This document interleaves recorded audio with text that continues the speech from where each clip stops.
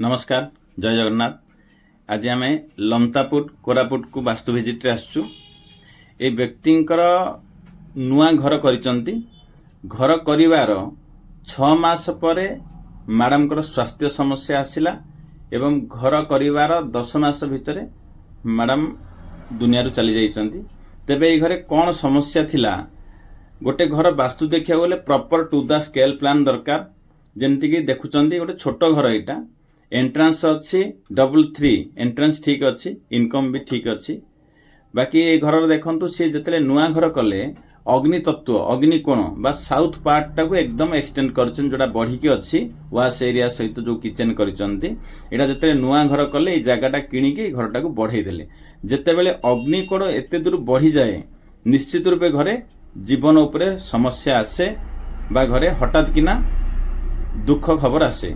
नैऋत्य कोण ये कटिगला प्लस ये जो साउथ वेस्ट देखुं ये से सेप्टिक टैंक खोली ये तेज नैऋत्य कोण पटे सेप्टिक टैंक जदि आसे बा खाली जदि सेठी जल तत्व भली जदि गात आसे तेबे मध्य मेजर समस्या आसे।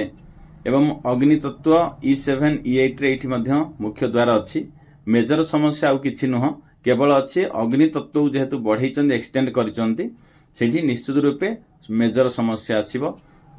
एठी प्रतिकार कौन जो पार्ट बढ़ी सेठी धातु द्वारा बा कपर स्ट्रिप द्वारा जदि आम सेठी ताकू ब्लॉक करवा सेपट पार्ट एपट पार्ट रू अलगा हो गला तेबे आउ एक्सटेंड दोष रहिबो नाही, से एनर्जी एठी प्रभाव आसीबो नाही। नैऋत्य कोणे जो सेप्टिक टैंक खोलिचंती बा सेठी जो यूज करियो जो भाबिचंती ताकू बंद करा को परामर्श दिया हैछि। नैऋत्य कोण उच्चा रुहे, नैऋत्य कोण सेठी कोनोस प्रकार हमर सेप्टिक टैंक ए सबु पई योग्य नुह। नैऋत्य कोण उच्चार दिग पवित्र होगा आवश्यक से गाइड दिया जाइछि।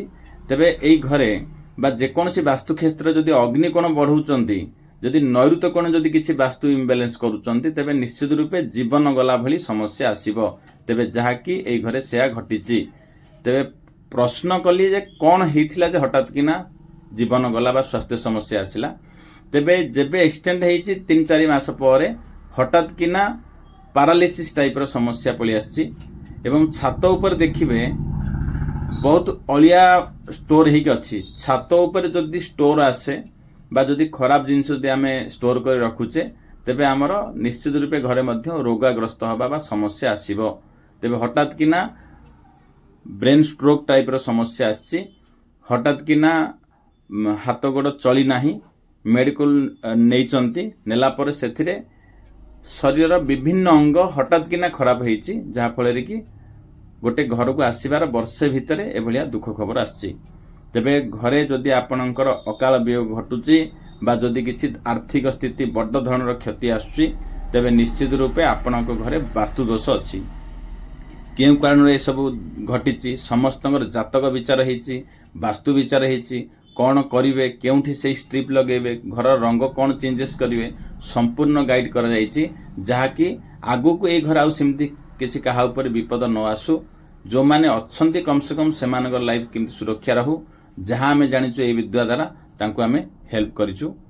तेणु जदि आपण घरे समस्या अछि निश्चित रूपे आपण घरे वास्तु दोष अछि। धन्यवाद। जय जगन्नाथ।